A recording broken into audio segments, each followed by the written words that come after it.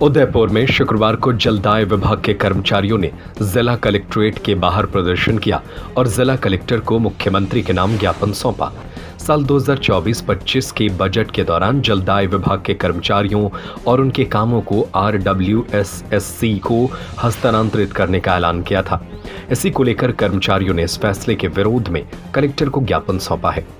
कर्मचारियों का कहना है कि आज जनता को शुद्ध पेयजल उपलब्ध करवाना संविधान के उद्देशिका की लोक कल्याणकारी भावना के अंतर्गत सरकार के सबसे अहम कर्तव्यों में शामिल है। भारतीय संविधान निर्माताओं द्वारा भी यह विषय राज्य सूची में सम्मिलित किया गया है। इसलिए राज्य का प्रत्येक नागरिक राज्य सरकार से यह अपेक्षा करता है कि उसे उचित दरों पर शुद्ध पेयजल मिले, लेकिन राज्य में पेयजल उपलब्ध एवं वितरण के कार्य को RWSSC स्थानांतरित किए जाने के पश्चात ऐसा किया जाना संभव नहीं हो पाएगा। इसके पीछे मुख्य कारण ये है कि RWSSC पहले से ही भारी ऋण के बोझ तले दबा हुआ है और ऋण लिए जाने पर ऋण के भुगतान हेतु नागरिकों से जल राजस्व वसूली करने के लिए जल शुल्क बढ़ाए जाने की संभावना रहेगी। राज्य में वर्तमान में भी कई निगम हैं, उनकी वित्तीय स्थिति और कार्यप्रणाली की स्थिति अत्यंत दयनीय है। वर्तमान नीति के अंतर्गत पेयजल निःशुल्क रियायती दरों पर उपलब्ध होने के कारण RWSSC की आर्थिक स्थिति इन सभी निगमों से भी अधिक दयनीय होगी। ऐसे में कर्मचारियों का मासिक वेतन पेंशन भुगतान भी समय पर होना असंभव है, जिससे कर्मचारियों एवं उनके परिवारों की आजीविका पर संकट खड़ा होना स्वाभाविक है। जलदाय विभाग के कर्मचारियों ने चेतावनी देते हुए कहा कि अगर सरकार इनकी मांगे नहीं मानती है तो ये अपने कामों का बहिष्कार करेंगे।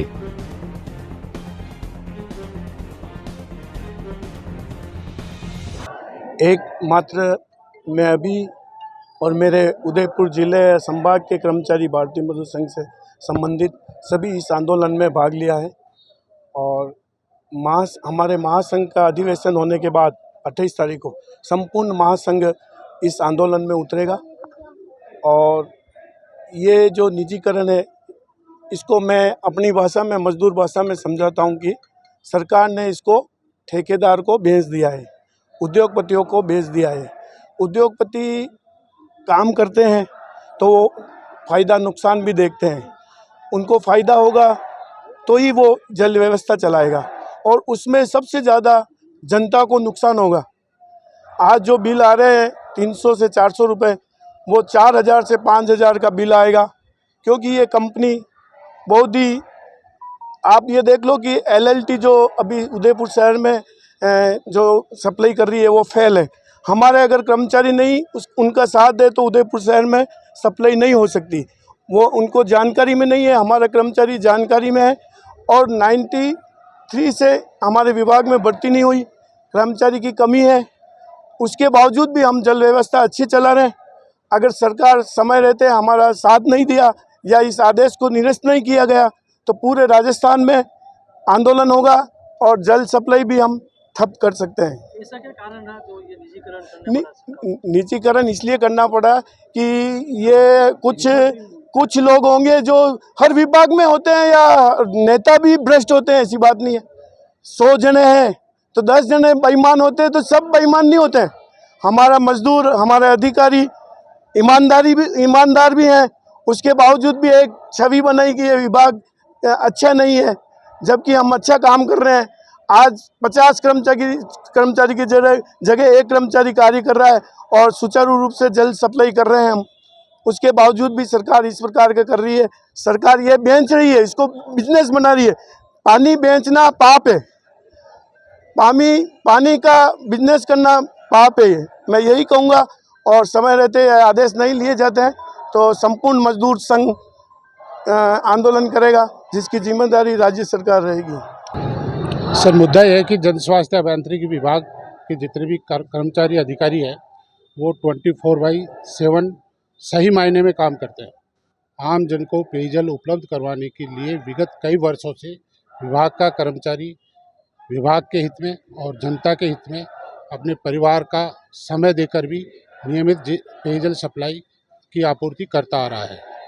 अभी वर्तमान में सरकार ने RWSSC का गठन किया है, जो कि एक कॉरपोरेशन है, और उसके एक्ट के तहत ये भी उसमें प्रावधान किया गया है कि जन स्वास्थ्य अभियांत्रिकी विभाग के जितने भी कार्मिक हैं वो RWSSC के कार्मिक होंगे।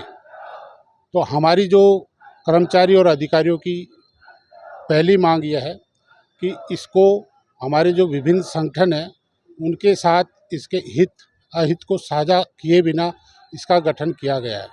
इसलिए विभिन्न स्तर पर ये मन में एक शंका है कि RWSSC के बाद हमारा क्या होगा, हमारे परिवारजनों का क्या होगा, क्या लाभ मिलेंगे, क्या नहीं मिलेंगे। इसी आशंका के मद्देनज़र इसका विरोध के लिए हमने आज पूरे उदयपुर जिले के कर्मचारी अधिकारी ने रैली निकालकर श्रीमान जिला कलेक्टर को माननीय मुख्यमंत्री के नाम ज्ञापन दिया है कि इस RWSSC जो एक्ट है इसको वापस लिया जाए और जो सरकार के अहम विभाग के रूप में हम अहम रोल अदा करते आए हैं उसको यथावत रखा जाए। उदयपुर के सुहाने मौसम में आपने स्काई डाइनिंग नहीं किया तो क्या किया, तो जल्दी से आइए और स्काई। यहाँ आपको मिलेगा खूबसूरत नजारे के साथ स्वादिष्ट खाना, वो भी आसमान में बैठकर। जी हाँ, सुनने में अजीब लगता होगा, लेकिन यहाँ आप जमीन से 180 फीट की ऊंचाई पर खूबसूरत नजारे के साथ स्वादिष्ट खाने का मजा ले सकते हैं। तो देर किस बात की, जल्दी से आइए और स्काई डाइनिंग को अपने परिवार दोस्तों के साथ एंजॉय करिए। यही नहीं, यहाँ पर आपको आउटडोर, इंडोर और रूफटॉप की फैसिलिटी भी है और यहाँ पर आपको फतेह सागर का 360 डिग्री व्यू भी देखने को मिलेगा।